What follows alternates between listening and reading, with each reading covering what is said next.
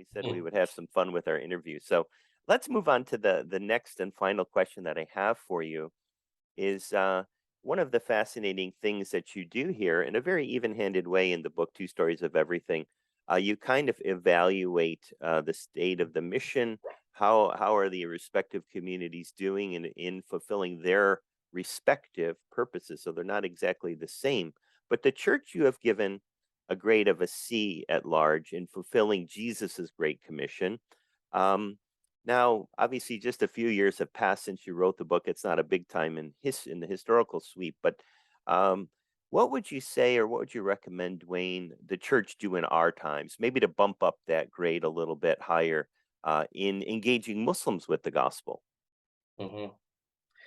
Yeah, that's a great question. And I've seen really positive things happen even here in Spain. We've been here for 5 years. And one of my dear friends is with the AG, and he's been here for 20 years.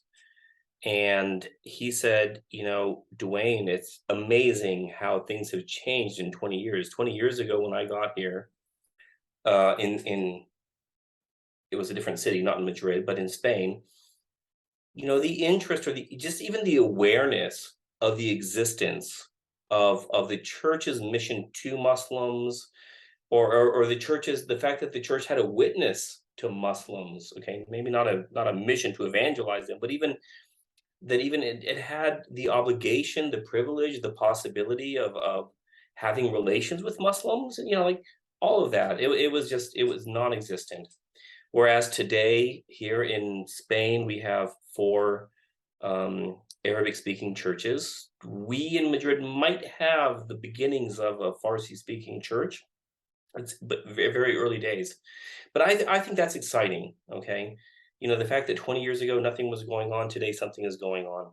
When I arrived in Israel to start at the seminary, I would talk to my evangelical students and ask, well, what about the mission to Muslims? And they're like, well, what we were given by the previous generation of American missionaries was that we need to reach out to like the Orthodox and the Maronites and the Catholics and the Coptics and whatever. I'm like, well, let's think about this. What if all of them became evangelical? What would that look like? They'd be like, well, 2% of Israel would be evangelical Christian. I'm like, do you think that that's really what God has in mind for Israel? Is that the limitation? And a lot of those students, a lot of them, some of those students, took that message, and it was not just me, of course. There was I want to say two other professors, one AG, one Baptist, that also tried to encourage the students to really embrace that mission, and it did kind of sort of work. So I think that we have really positive things going on in terms of the church's mission to Muslims. It, Um, it's but in very terms of encouraging. I Yeah, think what it, do you think about that? I mean, you've been in the same sector that I've been in for the last, going on 20 years now. yes, So, yeah. so, Well, you so have mentioned, you seen encouraging or discouraging yeah. things?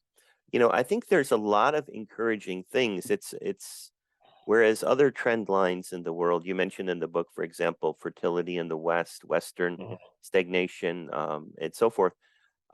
We see encouraging things, and it's kind of an irony. It's because it seems wherever the more militant Sharia-based brand of Islam takes root, it creates this domino effect of ultimately people becoming more open to the gospel. In the case of, say, Iran, my ancestral homeland, it took a couple decades for people to say, wow, if this is the real Islam, then we want to look for alternatives. And I think also what you're saying there can be instructive because the university that this interview is initially intended intended for their American students, and there's a lot of talk in the states about justice, racism, mhm, multiculturalism, and all that, which we don't have time to unpack now. But if you look at Spain, here's a country that for what it was at about 800 years, at least, part of the country, the Iberian Peninsula, was ruled by Muslim Moors,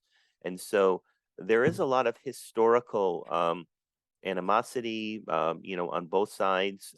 But that in this day, could Christians overlook perceived slights, historical injustices, to say, what would Jesus do?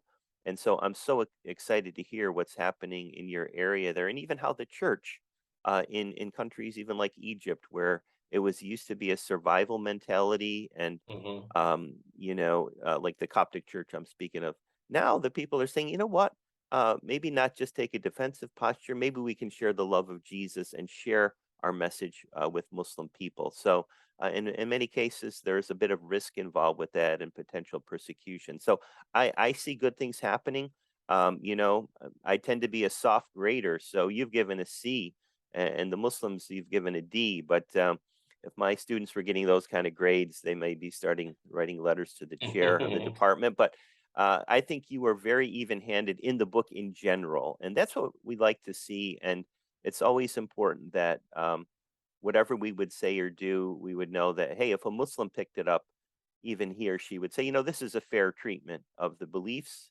This is not incendiary, but it's actually scholastically responsible. So I thank you for providing this gift for the students and also embellishing it with this interview.